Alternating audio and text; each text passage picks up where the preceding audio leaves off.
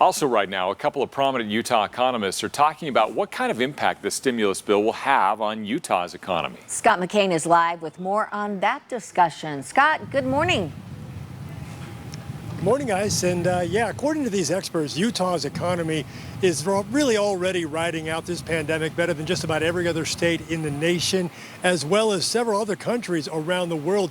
And they believe that the trickle-down effect of this stimulus bill is really going to be beneficial for essentially all Utahns when all is said and done. Those folks speaking today during a roundtable discussion put on by the University of Utah Kem Gardner Policy Institute. Now, they say folks on the higher end of the socioeconomic scale, well, they've been saving a lot of money over the past year due to lockdowns and restrictions. And many of those folks are primed to spend some of that cash once the pandemic is under control.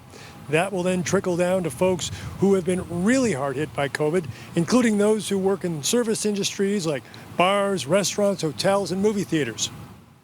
Moody's is calling the national economy rip-roaring. I'd maybe characterize the Utah economy in the next year and a half as like rip-roaring plus as kind of what I think is likely to happen given this level of fiscal stimulus. I think this was an unprecedented crisis, but I think this is also a crisis where we can point to government sort of meeting the moment with appropriate policy.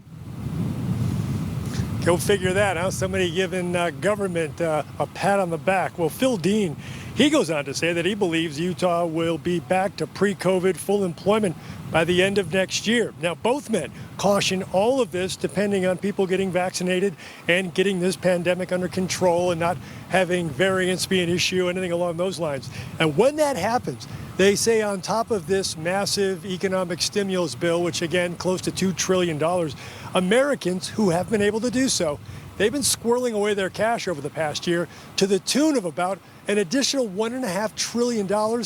Money they say is set to flow into the economy as soon as things get back to normal. So all in all, they believe that we'll be seeing a bounce, possibly a big bounce in our economy as soon as later this year.